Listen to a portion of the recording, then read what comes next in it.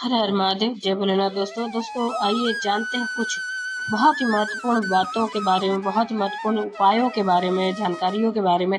पूज्य गुरुदेव के श्रीमुख से उन्हीं की कथा के दौरान जब वो बता रहे थे, तो कुछ अंश को मैं यहाँ प्रस्तुत कर रही हूँ। तो चलिए सुनते हैं उन्हीं के श्रीमुख से बहुत ही महत्वपूर्ण जानकारी। श्री शिवाय नमस्तु। गणेश जी की प्रियता है दुर्वा। क्या प्रियता है? दुर्वा। कितनी दुर्वा गणेश जी को समर्पित करी जाती है? मात्र 5। कितनी? आज के जमाने में लोग गट्ठा बनाकर चढ़ा दें, वो अपनी जगह पर है। 5 दुर्वा पंचम इंद्रियों को वश में करने के लिए, और भगवान के 5 जो स्वरूप हैं उनको अपने भीतर उतारने के लिए पंच। और दुर्वा में भी 3 गांठ। जब दुर्वा समर्पित करी जाती है तो उसमें नीचे दुर्वा की डंडी पर गांठ रहती है। 3 छोटी छोटी गांठें होना चाहिए। कितनी गांठ? जो भगवान को समर्पित करी जाए। जिसके घर में संपदा की कमी पड़ती हो, बीमारियां ज्यादा फैल रही हो, बहुत कष्ट हो महाराज, बहुत ज्यादा दुखी हो महाराज, कोई काम नहीं बन रहा, बहुत तकलीफ में हो, तो शमी पत्र, शमी की पत्ती, जहां गणेश जी का स्थान है वहां पर 5 शमी पत्र 5 समर्पित करें, और शंकर जी के ऊपर 3 शमी पत्र समर्पित करें। बहुत ध्यान देना, 5 शमी पत्र जहां गणेश जी का स्थान है शिवलिंग में वहां समर्पित करें, 3 शमी पत्र शिवलिंग के ऊपर समर्पित करें। 1 शमी पत्र शंकर जी की चौखट पर लेफ्ट भाग में, जाते समय आपका उल्टा हाथ, जब मंदिर से निकलो तो उल्टे हाथ पर लेफ्ट भाग में शंकर जी की चौखट पर समर्पित करें 1 शमी पत्र। और महाराज घी का दिया जहां लेफ्ट भाग में आपने शमी पत्र रखा है, मंदिर में ना दिया लगाकर बाहर की ओर जहां शमी पत्र रखा है उसके ठीक साइड में एक घी का दिया लगा दीजिए। केवल गणेश चतुर्थी से लेकर अनंत चतुर्दशी तक गणेश पुराण कहती है, भगवान गणेश जी का, मोर ध्वज का, मयूर ध्वज गणेश का नाम लेकर जो ये दीप शमी पत्र चढ़ा देता है, उसके घर से कभी रिद्धि सिद्धि नहीं जाती, वैभव प्रतिष्ठा नहीं जाती। कर देख, गणेश जी महाराज और एक शंकर जी, ये 2 देवता ऐसे हैं जिन पे तुलसी नहीं चढ़ती। शंकर पर तुलसी चढ़ा दो तो व्यक्ति रोगीला होता चले जाता है, और गणेश जी को तुलसी चढ़ा दो तो व्यक्ति के घर का धन छिन्न हो जाता है महाराज। इसलिए गणेश जी के भोजन में तुलसी नहीं डलती, क्योंकि वृंदा देवी ने भगवान शंकर के पुत्र विनायक को देखकर विवाह का प्रस्ताव रखा था, पर गणेश जी महाराज ने कह दिया और तुमने तुलसा भी डाली, तो दोष लगा कि नहीं लगा? अरे बोलो तो लगा? नहीं लगा। क्यों नहीं लगा? अगर थाली को अंदर से लेकर आए, पुष्टि मार्ग का नियम, जब ठाकुर जी के सामने 56 भोग, कुनवाड़ा, अन्नकूट लग जाता है, लगने के पहले उसको जब लेकर आते हैं रसोई घर से, भोजनशाला से, तो उसमें तुलसी डाल के नहीं लाते। अगर रसोई घर से भोजन में तुलसी डलकर अगर ठाकुर जी के सामने वो थाली रखी, तो ये पक्का है वो थाली ठाकुर जी नहीं जीमेंगे, क्योंकि उसमें तुलसी रखी हुई आई है। हाँ, जब ठाकुर जी के सामने थाली रखा गई और तुमने थाली रखने के बाद में मंदिर के सामने बैठ के फिर तुलसी डाली, तो ठाकुर जी उसको स्वीकार कर लेते हैं। क्यों? क्योंकि 33 करोड़ देवी देवता एक जगह पर विराजमान हैं। जब हम थाली रखते हैं, प्रथम देव उस भाग को ग्रहण कर ले। जब तक तुलसी डालते हैं, प्रथम देव अपनी दृष्टि हटा लेते हैं। समय होता है, एक टाइम होता है, एक पल होता है, एक घड़ी होती है कि गणेश जी महाराज हमारे घर में आ गए। गणेश जी की सबसे पहली जो आरती हो, उस आरती के समय पर अगर धूप बत्ती जलाई जाए या गोबरी को जलाकर उसमें गूगल छोड़ी जाए, और गूगल छोड़ने के बाद गणेश जी का नाम ध्रुम वर्ण कह दिया जाए, तो गणेश जी को तुम्हारे घर की पूजा स्वीकार करना पड़ती है। बस वो समय हम जानते, हम तो बस उतना जानते हैं कि शिव महापुराण में लिखा और मुद्गल पुराण में लिखा, गणेश पुराण में लिखा, गणेश जी का एक नाम होता है ध्रुम वर्ण। क्या नाम है?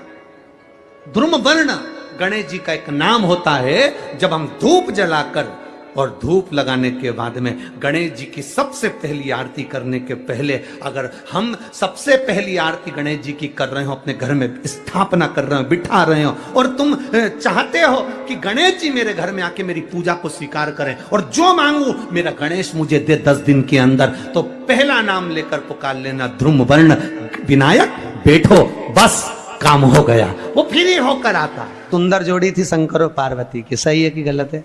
कभी नहीं झगड़ते थे।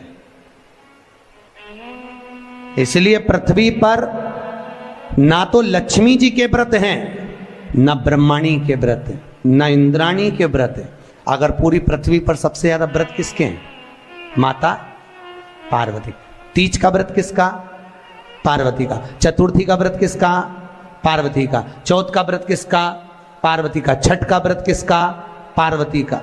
जितने व्रत है सब माता पार्वती। गणेश जी मैया को प्रसन्न करने के लिए 8 रूप में धारण करते हैं।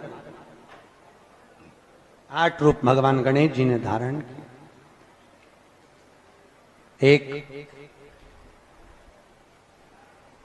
मयूरेश्वर गणेश, दूसरा सिद्धि विनायक, तीसरा बल्लालेश्वर, फिर वरद विनायक, फिर चिंतामणि, फिर गिरजात्मज, फिर भगवान गणेश विघ्नेश्वर अष्ट विनायक, फिर महागणपति। ऐसे गणेश जी के 8 नाम हुए। उस समय तिजोरी के अंदर जो गणेश की प्रतिमा रखी जाती है, किस नाम से रखी जाती है? तो तिजोरी में हम जो गणेश की प्रतिमा रखते हैं वो वरद विनायक के नाम से रखते हैं। कौन सा गणेश? वरद। वरद विनायक के नाम से तिजोरी में गणेश रखते हैं।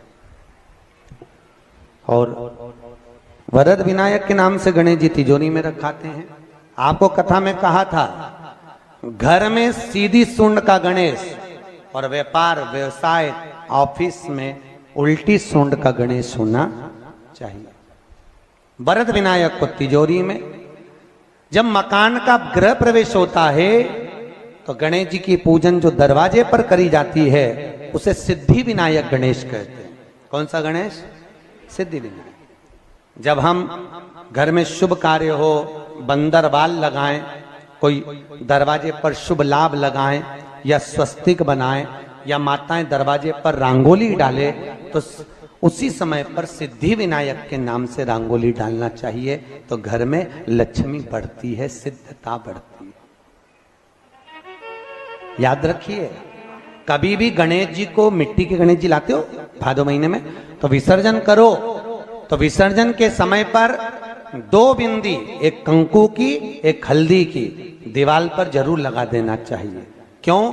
क्योंकि गणेश जी हमारे यहाँ आते हैं तो रिद्धि सिद्धि के साथ आते हैं, पर जब गणेश जी जाते हैं, अगर हम बिंदी नहीं लगाते हैं तो गणेश जी अपनी रिद्धि सिद्धि को साथ में लेकर चले जाते हैं। पति के साथ पत्नी वापिस चली जाती है। जब हम बिंदी लगाते हैं तो उसका मतलब होता है कि हमारे घर की बहू हमारे घर में रहे, बेटा भले भ्रमण के लिए जाए। तो गणेश जी जाते हैं, रिद्धि सिद्धि घर में रह जाती है। इसलिए रिद्धि सिद्धि को घर में रखने के लिए 2 बिंदी लगाना चाहिए, एक कुंकू की, एक हल्दी। रिद्धि सिद्धि। गणेश जी की प्रियता है दुर्वा। क्या प्रियता है? दुर्वा।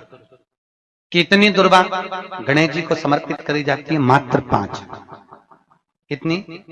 आज के जमाने में लोग गट्ठा बनाकर चढ़ा दें, वो अपनी जगह पर 5 दुर्वा पंचम इंद्रियों को वश में करने के लिए और भगवान के 5 जो स्वरूप हैं उनको अपने भीतर उतारने के लिए 5 दुर्वा। और दुर्वा में भी 3 गांठ। जब दुर्वा समर्पित करी जाती है तो उसमें नीचे दुर्वा की डंडी पर गांठ रहती है, 3 छोटी छोटी गांठें होना चाहिए। चतुर्थी का जो व्रत करने वाली होती हैं, जो चतुर्थी का पूजन करने वाली होती हैं, उनके भीतर का एक भाव होता है कि जैसे ही शाम का समय आए चंद्रदेव का पूजन करें। चंद्र जब प्रकट हो जाए, कलश भर लिया, उसके नीचे आखा दाना रख दिया, चावल गेहूं जो भी आप रखते हो पूजन के लिए, ऊपर पात्र आदि रख दिया, जलाशय, फिर अपन ने घी का दिया लगाकर पूजन भी कर ली। तो जो चतुर्थी का पूजन करने वाली होती है, जो चतुर्थी का नियम व्रत धारण करने वाली होती हैं, बड़ी बड़ी चतुर्थियां करती हैं या उसका नियम धारण करती हैं, तो चतुर्थी का जो पूजन करती है वो किस चीज के लिए होता है? केवल संतान, पुत्र, परिवार, हमारा कुटुंब, हम जिस कुल में हैं, हमारा कुल वैभव की ओर बढ़े, संपदा की ओर बढ़े और उसकी आयु बढ़े, उसकी आयु बढ़े, वैभव बढ़े। बहुत ध्यान दीजिएगा महाराज, चतुर्थी की पूजन में जो आप आखा दाना रखते हो, गेहूं वगैरह कुछ भी जो रखते हो, उसकी बड़ी महत्वता होती है महाराज। यहां तक कहा गया है, चतुर्थी की कथा तो आप लोग पढ़ते होंगे, जो लोग पढ़ते हैं उनको मालूम होगा। चतुर्थी की कथा में लिखा है ताकि व्रत में वर्णन किया गया है कि वो आखा दाना जो रखा जाता है, मान लो कोई जरूरी काम होता है तभी आखा दाना को रखा जाता है, संभाल के रखते हैं कि हम इस काम के लिए जा रहे हैं और हमारा ये कार्य सफल होना चाहिए। तो जिसने चतुर्थी का व्रत करा है, जिसने चंद्रदेव का पूजन करा, चतुर्थी का व्रत करा, वो गणेश जी से विनती करके वहां से 2-4 आखा दाना उठा ले और जो व्यक्ति का काम अटक रहा है अपने ही घर का, पर दूसरे कुल को नहीं देना, अपने ही कुल के अंतर्गत जो काम अटक रहा है उसकी जेब में, उसके पन्नू में उस चीज को रख दिया जाए। तो चतुर्थी जो अगली आती है, जैसे आप महीने की करते हो तो महीने की, और आप जैसे करते हो कि 4 अलग बड़ी बड़ी चतुर्थी करते हो तो उसके अनुसार आपका कार्य सिद्ध होता ही है। उस आखे दाने का इतना महत्व होता है क्योंकि चतुर्थी का व्रत करने वाली माता जब व्रत करती है तो स्वयं चतुर्थी की कथा में लिखा हुआ है कि पार्वती जी गणेश जी से चतुर्थी की कथा बचवाती। चतुर्थी की कथा बाची किसने थी? स्वयं गणेश जी महाराज ने। और सुनी किसने थी? माता पार्वती। बाचने वाले गणेश जी थे, सुनने वाली माता पार्वती थी। तो चतुर्थी की कथा जब होती है तो उसको स्वयं गणेश जी बाच रहे हैं। तो व्रत कौन सुन रही है? माता पार्वती। और आपने जो आखा दाना लिया वो गणेश जी के भाव से लिया, गणेश जी से निवेदन करके, विनय करके, प्रार्थना कर उसको प्राप्त किया। जितने आस्था चैनल पर कथा सुन रहे हो, जितने फेसबुक और यूट्यूब पर सुन रहे हो, और जितने इस छत्तीसगढ़ की पावन धरा पर बैठकर सुन रहे हो, बहुत सावधानी से सुनना। एक छोटा सा कपूर का टुकड़ा जब आरती में जलाया जाता है तो ये कपूर क्यों जलाते हैं? इस कपूर का महत्व क्या है? इस कपूर का कारण क्या है? ये कपूर है कौन जिसको हम आरती में जला? क्या जरूरत इस कपूर को आरती में जलाने की? क्या जरूरत इसको यज्ञशाला में जलाने की? क्या जरूरत है इस कपूर को पूजन में जलाने की? स्वयं गुरु बाबा कहते हैं यदि कोई आरती में, पूजन में, घर में एक कपूर का टुकड़ा आरती के बाद में जब समर्पित करेगा तो उसको अश्वमेध यज्ञ का पुण्य प्राप्त हो जाएगा। अश्वमेध यज्ञ के पुण्य को पाने के लिए कपूर का टुकड़ा आज भी आरती में जलाया जाए। एक कपूर का टुकड़ा सुख का, इसीलिए हमारे यहाँ शास्त्र कहता है महाराज, जब आपको घर में अगर ऐसा लगने लगे कि 15 दिन से बहुत बेचैनी है, बहुत दुख तकलीफ लग रही है, कोई ना कोई बीमार पड़ रहा है, कुछ ना कुछ तकलीफें लग रही है, तो एक पीपल का पत्ता ले लो, उसके ऊपर एक कपूर का टुकड़ा ले लो, सारे घर में घुमाकर उसको दरवाजे के बीच मध्य में जलाकर रख दीजिए। थोड़ी सी जगह 20 से 25 मिनट के अंदर मकान में एनर्जी वापिस आ जाएगी, उस भवन में एनर्जी वापिस हो जाएगी।